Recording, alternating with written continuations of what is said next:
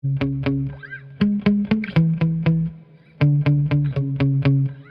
who have been watching my channel have seen, ever since I got this RadioLink RC6GS transmitter receiver, it's pretty much all I've been using, especially for speed runs. The reason for that is it just has exceptional range and it's packed with a lot of features that can help you do speed runs, such as it has the ability to, when you're getting towards the limit of the transmitter's range and the signal strength is getting weak, you can set an alarm so it'll let you know that. Also, you can program up to 30 different RC cars in here. You can put all the different parameters, the settings for each of them in here. So you just select which car you're running and bam, right away you have all your settings. No more fooling around with the steering and throttle trim and such. A lot of nice features in here. And when RadioLink gave me the opportunity to test the RC6GS,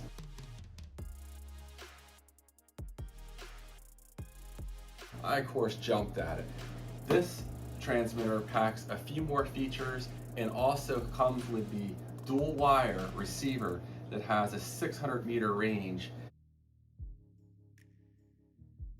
increase of about 200 meters from the 400-meter range here with the RC4GS. Let's go ahead and open this thing up, take a closer look at it, and we'll compare some more differences between these two transmitters.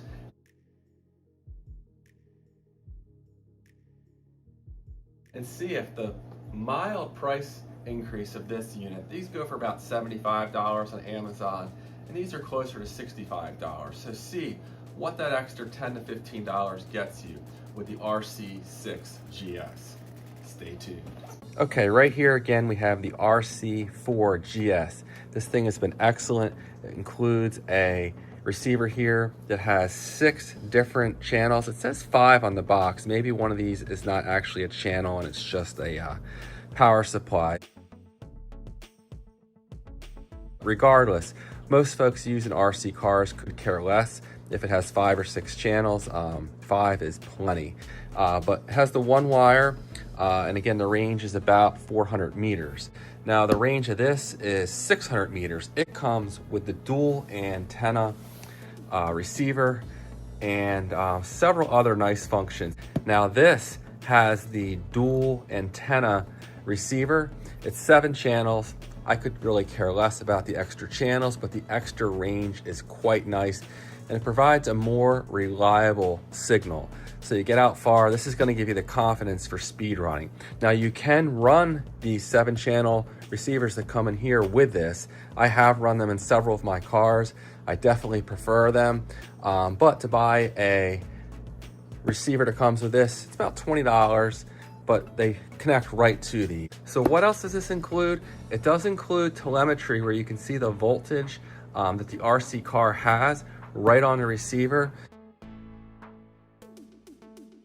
It's a really nice function. It has a feature where you can more finely control dual motor setups. I'm really not real knowledgeable on that, but my understanding is this does have the ability, it just has several more features. It has these 2 toggle switches here as well, so you can toggle lights on and off, or you can set different features to be set by the toggle switches, which you do not have here on the RC4GS. So here's what comes in the box here. The actual transmitter is really similar to the RC4GS, but again, you have these 2 toggle switches here, so you can set those for different features. And overall, real similar. With both of these, you can use 6 AA batteries, or you can pop this out and use a 2S to a 4S LiPo. The screens looks like to be identical. The antennas are identical. So only a $10 difference here. You'd have to choose which one of these makes the most sense for you. Now here is that dual wire receiver I was talking about with the 7 channels that gives you that extra 200 meters of range and a more reliable connection. And again, you can use this to provide you with telemetry up to 8S right to the transmitter. So that's a nice feature there. Now, one negative to the 2-wire versus the 1-wire receiver is in some really compact RC cars, it is hard to find the space to, run the 2 wires, but that's the only real negative. The size, it's very similar in size. Both are small, but this 7-channel unit is slightly larger. Really pretty close though. So I'll go ahead and put up on the screen right now the differences that RadioLink sent me. There's a chart here that shows the differences between these 2 transmitters.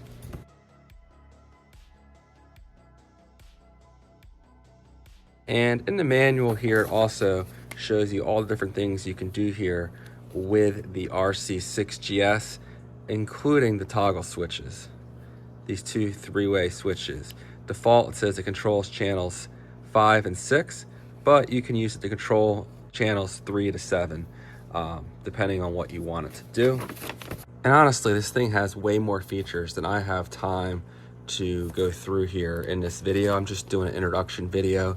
I will do some running videos with this as well, but there's one feature I'm most interested in, and I'm gonna go ahead and power this thing up and see if it does indeed have the feature I think it does. With this, you can set it so when you pull the trigger, it takes about 2 seconds for it to get to full throttle. Delays the throttle, it smooths out the throttle application, which is a really nice feature for speed runs. My understanding is this, you can set it for a delay of up to 10 seconds. 10 seconds would be a bit long, but 2 seconds is not quite long enough. So this could be the answer for me with some of my more powerful cars. When you start getting up close to their top speed, you want that throttle to feather in so you're less likely to do a wheelie than if you just mashed the throttle and had instantly it up to 100%. So let's go ahead and power this thing on and take a quick look through the menu system. Okay, so I put 6 AA batteries in here. You can see we're reading 9.6 volts. We're gonna push these 2 outside buttons to get into the menu system. And this is where you can program up to 30 different models. Okay, real quick, I'm gonna go ahead and show you how I set this thing up. So we're gonna go ahead and hit enter and exit at the same time. That gets us into the main menu. You can see here, I programmed the ROG1 as model number 1. You can have up to 30 different models. So to program a model in here, we're gonna go ahead and scroll down to name, and then you simply just select the letter you want. So ROG1, and then here at the end, you hit that to do spaces to finish it up. Exit, bam, done. All right, now we're gonna go ahead to dual rate. The stock dual rate on here was very aggressive, so I backed that all the way down to 26 out of 100, but you see, you just hit enter, and you can adjust that up and down. 26 is what I want, at least to get started. So the other thing I want to do is reverse the throttles. These were set normal. I had to put them to reverse because when I turned left, it would go right, and right would go left. So you simply toggle through, hit enter, and I did that for the throttle and the steering. It's going to be different on each car, but in this one I had to reverse both of those. Lastly, I want to go ahead and set the alarm. Now the transmitter alarm 7.2 volts, so when the voltage dips that low, it'll alarm. The RSSI is the signal strength alarm, and that comes by default set to not on. You have to turn it on, and then it starts up at -99, which is too high. So you're going to want to go ahead and switch it from off, hit the plus button. We'll start with about 70, and we'll feel that out as we're running the car. But I think that should be a good place for it to alarm before the signal's not completely lost. So that's a really nice feature, and you can fool with that to get it set just how you want it. One other thing I could do here is with the endpoints. I can go in and dial back the maximum throttle that the car can get. So go to EPA and the throttle. We can go ahead and turn that back to say 90% instead of 100. But the feature I'm really interested in is, I think it's number 7, throttle speed. So we're gonna hit enter, turn it to on. It's got 2 different types of throttle speed. We're just gonna use the basic one here. And we're gonna set this to on. And okay, you can do up to 8 seconds. We'll do 4, I think 4 will be plenty. So we're gonna hit enter and then exit. And you can see here's the throttle. I'm gonna go ahead and squeeze the trigger all at once. And look, you can see it's slowly climbing. So that's really nice. That is a longer delay than what you can do with the RC6GS. With this one, it's very similar. Has a few less options, but here's my throttle speed 1. This one has 0 through 100 actually as the settings, and 0 being the slowest delay, the maximum delay you can have. And watch this, when I pull the trigger. So we have 4 seconds on the RC6GS and the maximum setting on the RC4GS. 1, 2, 3, go. You can see how much slower that is on this one, and that's the 4-second delay. You can do up to an 8-second delay on this one. So there's just little differences like that, but they're both really nice transmitter receivers. You just have to decide which one makes the most sense for you. So again, you could pick this one up on Amazon for about $65. This one's about $75, but you really can't go wrong with either of them.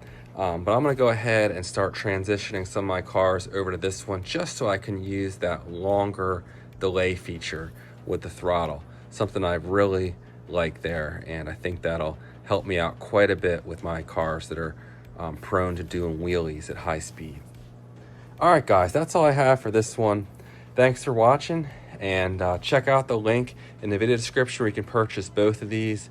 If you want an excellent budget transmitter, these are the 2 to get. So just pick which one you want and go with it. I wish I had these years ago and didn't waste my time on so many of the other budget transmitters that are out there. Take care, guys.